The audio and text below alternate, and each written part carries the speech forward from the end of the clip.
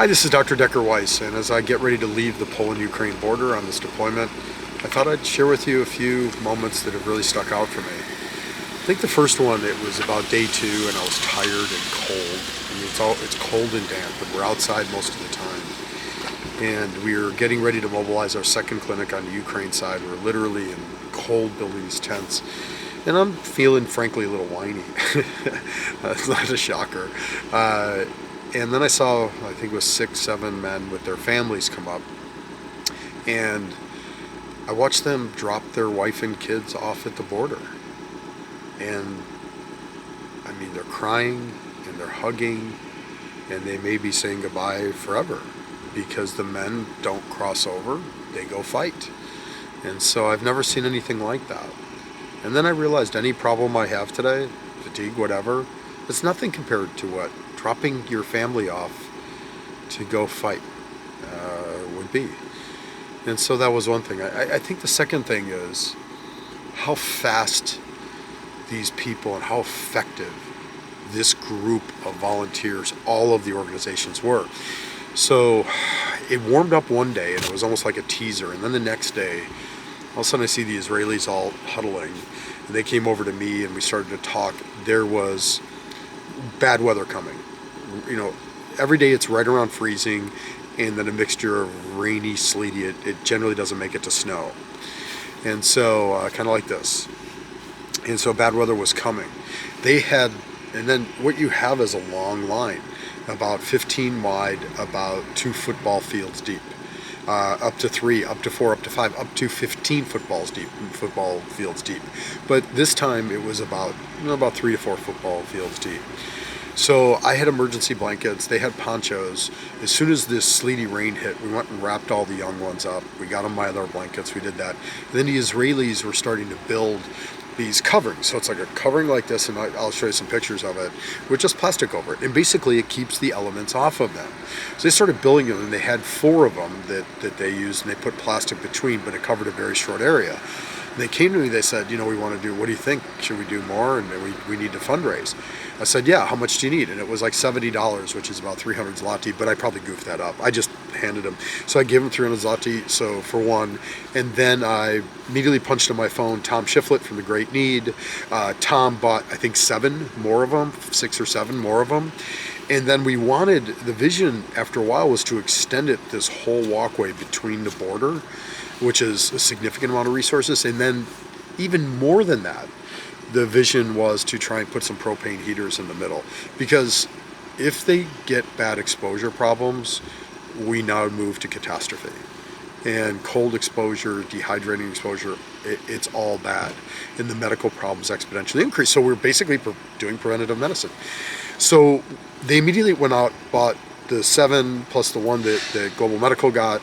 So they're just setting up the 8. And then all of a sudden I find out that Hugh Grant donated like $5,000 for the rest of the walkways and propane heaters. And it turns out, who I later met, this guy Paul is one of his attorneys, and he came here just to look around to see what he could do.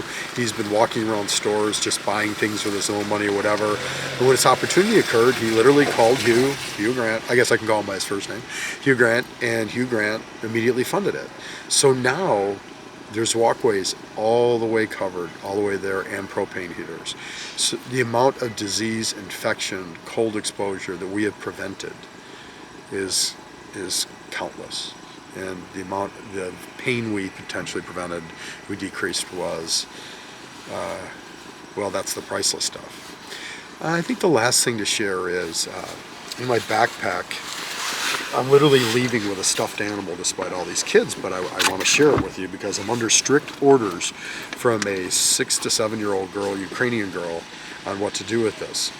So we had taken care of, there's a bubby, there's a mom, there's a bunch of people, and we had taken care of them in a line, and they felt bad. They didn't have any money, they didn't have anything like that. And we're like, this is the place, we don't have to worry about that. And this little 6-year-old girl walks up and hands me this and says something in Ukrainian, and then it translated that, I want to give this to you. We don't have anything to give you. And of course I'm like, no. And she's like, gives me this. Nope, we pay our wages. We pay our stuff. And then she asked in Ukrainian, do I have a child? I said, yeah, she's a little older. She's 12, but she might like it. She goes, this goes to your daughter to say thank you from Ukraine to everybody else in the world. And so this is the best fee I've ever gotten.